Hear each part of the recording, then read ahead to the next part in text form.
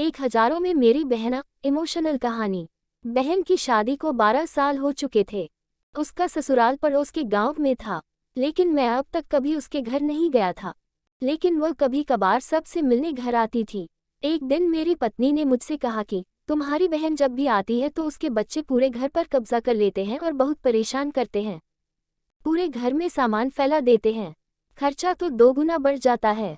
तुम्हारी माँ तो चोरी चुपके से उसे साबुन, वॉशिंग पाउडर, चावल और दाल ये सब चीजें देती रहती है। ये सब सुनकर मुझे बहुत गुस्सा आया।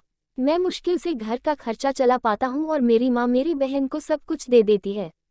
एक बार बहन घर आई थी, तभी उसके बेटे ने टीवी का रिमोट ही तोड़ दिया।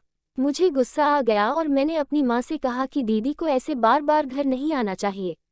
बस दिवाली पर ही आया करे और जो तुम झोला भर के सामान देती हो वह भी बंद कर दो। माँ ने कुछ नहीं कहा, पर बहन ने सब सुन लिया था, लेकिन वह भी कुछ नहीं बोली। 4 बजे बज चुके थे। उसने अपने बेटे को तैयार किया और कहा, भाभी मुझे बस स्टॉप तक छोड़ दो। मैंने ऐसे ही झूठ मूठ दीदी को बोला। जा रही हो दीदी, कुछ दिन और रुक जाती। उसने मुस्कुराते हुए कहा, अरे नहीं, बच्चों की छुट्टियां खत्म हो रही है, हमें जाना चाहिए अब।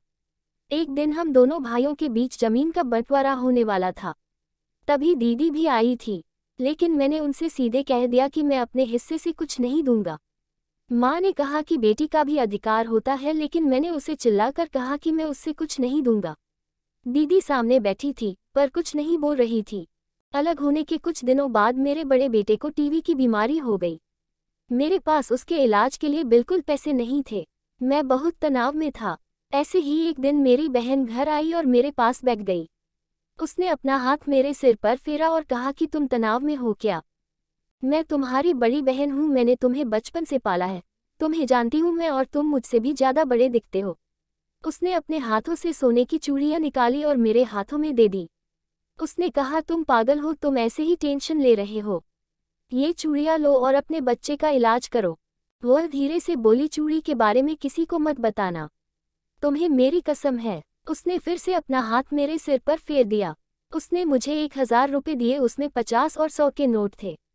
शायद उसने बचत करके जमा किए होंगे।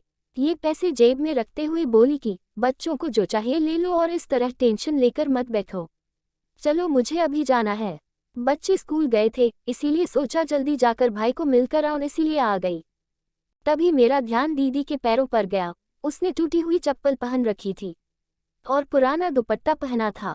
वह जब भी घर आती थी, उसके कंधे पर हमेशा वही दुपट्टा रहता था। बहुत जल्दबाजी में चली गई और मैं कुछ नहीं बोल पाया। हाथों में वह चूड़ियां लिए मैं जोर जोर से रो रहा था। हम भाई कितने स्वार्थी होते हैं ना, पल भर में बहन को पराया कर देते हैं और बहनें अपने भाई का जरा सा भी दर्द बर्दाश्त नहीं कर पाती। उसके घर में वह कई समस्याओं का सामना करती है। दोस्तों, हमें थोड़ा समय देकर और अपनी बहन से हाल चाल पूछना चाहिए।